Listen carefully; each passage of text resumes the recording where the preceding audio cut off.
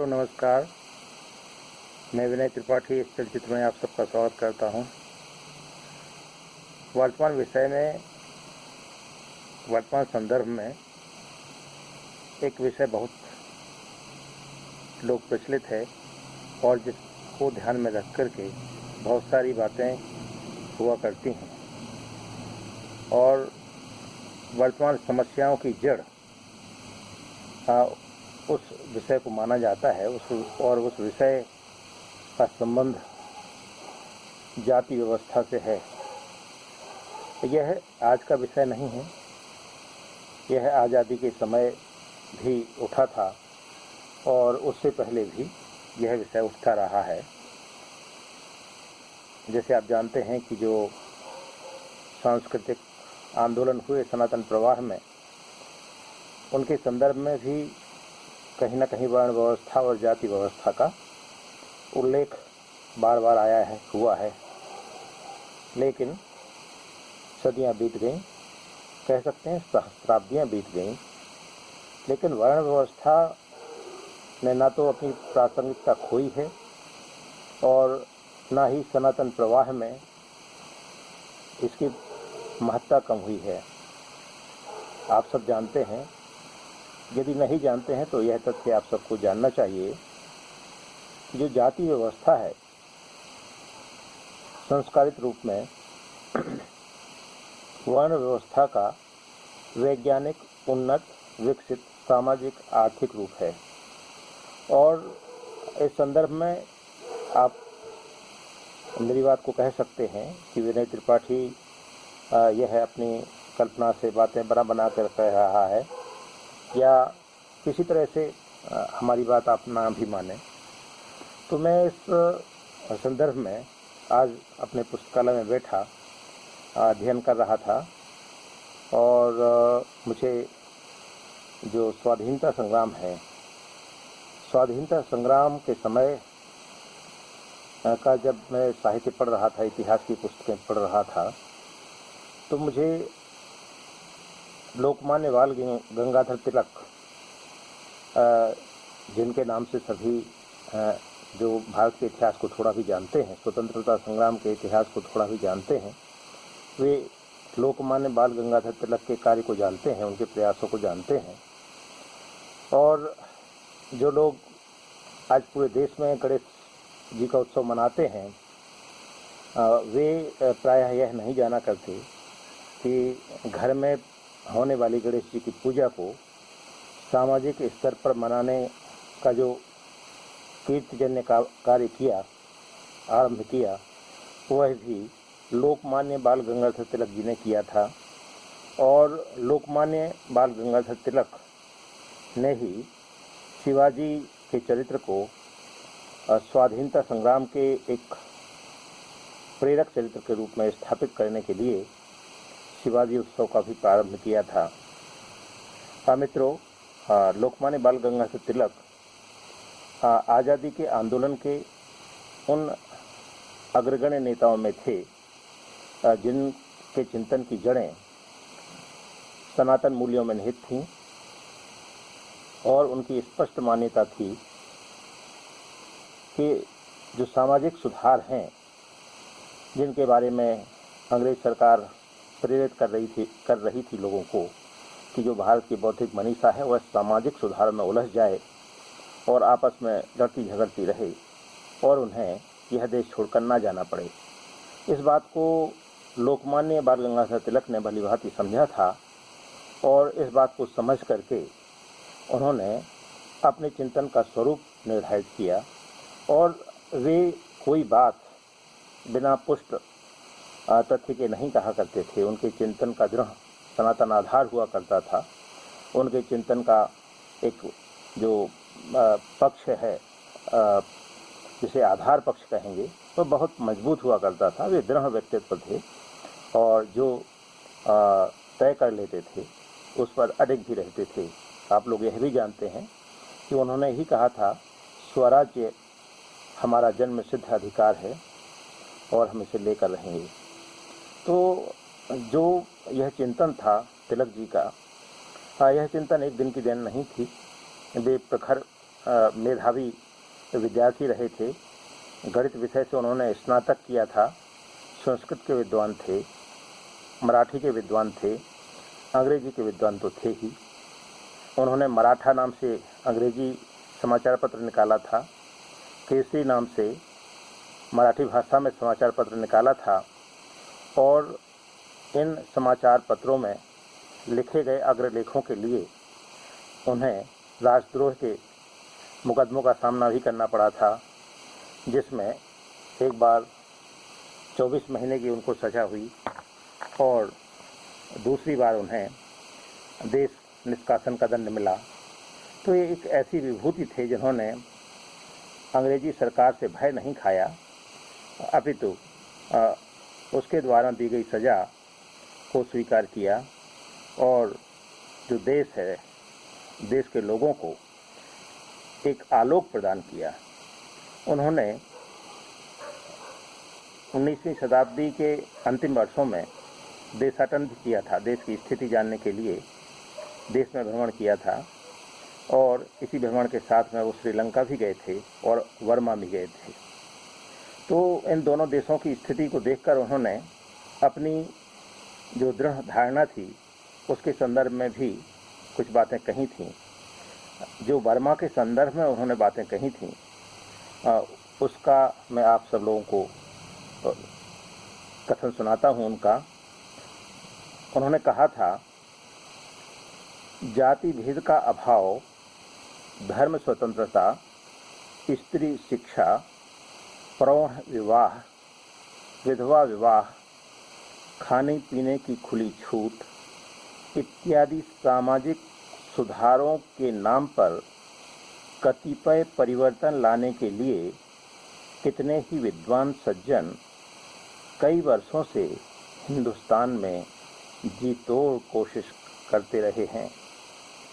वर्मा में सभी सुधार ब्रिटिश राज स्थापित होने से पहले ही हो चुके थे। ध्यान दीजिएगा, बर्मा में सभी सुधार ब्रिटिश राज स्थापित होने के पहले ही हो चुके थे, लेकिन इस कारण बर्मी लोगों में आपसी द्वेष कम होकर राष्ट्रीय स्वाभिमान नहीं जग पाया। और जैसा कि इतिहास बताता है, आखिर उनके बीच इस फूट के कारण ही थीबा राजा के राज्य पर कहर टूटा। अतः यह स्पष्ट रूप से उजागर होता है कि सामाजिक सुधार तथा राष्ट्रीय उन्नति के प्रति आस्था के बीच कार्य कारण संबंध नहीं है। राष्ट्रीय उन्नति के लिए स्वदेश के प्रति लगाव, पारस्परिक भेदभाव तथा द्वेष को भूलकर देश हित के लिए जुटकर काम करने की प्रवृत्ति व आदत, पराये देशों में जाकर नवीन उद्योग का ज्ञान संचित करने की आकांक्षा, अपने राष्ट्र की विशिष्टता कायम रखने में आस्था आदि गुण आवश्यक हैं। हमारे यहाँ हम जिसे सामाजिक सुधार कहते हैं, उस पर ये गुण निर्भर नहीं है। तो यह लोकमान्य बाल गंगाधर तिलक का कथन था और वह जो उन्होंने बर्मा की तात्कालिक यथास्थिति देखी थी, उसके संदर्भ में उन्होंने यह कथन उस समय देशवासियों के सम्मुख रखा था। और मित्रों, इसी संदर्भ में दृढ़तापूर्वक यह कहा जा सकता है कि जो सनातन पद्धतियां हैं, जो सनातन विकास है, उस विकास में जो अर्जित हुआ है, उसकी आलोचना करने का औचित्य नहीं। आवश्यकता इस बात की है कि उस परंपरा में जो अर्जित है, उस परंपरा के मर्म को भली प्रकार समझा जाए, यथा वर्ण व्यवस्था और जाति व्यवस्था के मर्म को भली प्रकार समझा जाए, उत्पन्न की गई भ्रांतियों से मुक्त हुआ जाए दुष्प्रचार से बचा जाए और देश के विकास के लिए समस्त देशवासियों को आपसी भेदभाव भुला करके एक हो करके और अपने कर्म में रत हो जाना चाहिए।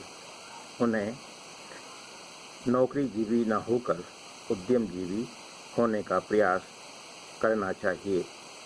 यही सनातन परंपरा है, यही वर्ण व्यवस्था और जाति व्यवस्था का वैशिष्ट्य है।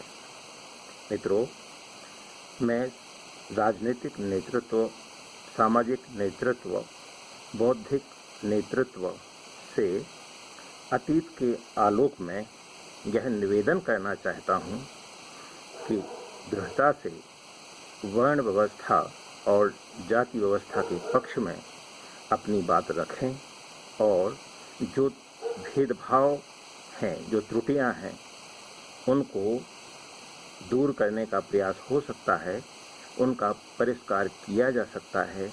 लेकिन यदि काया रुग्ण हो जाती है तो उसे नष्ट कर देना औचित्यपूर्ण उपक्रम नहीं। उस काया का शुद्धिकरण आवश्यक है। यदि कुछ त्रुटियां आ गई हैं, कुछ विकृतियां आ गई हैं, तो वे कालजन्य हैं, पराधीनताजन्य हैं, विपन्नताजन्य हैं, कुंठाजन्य हैं।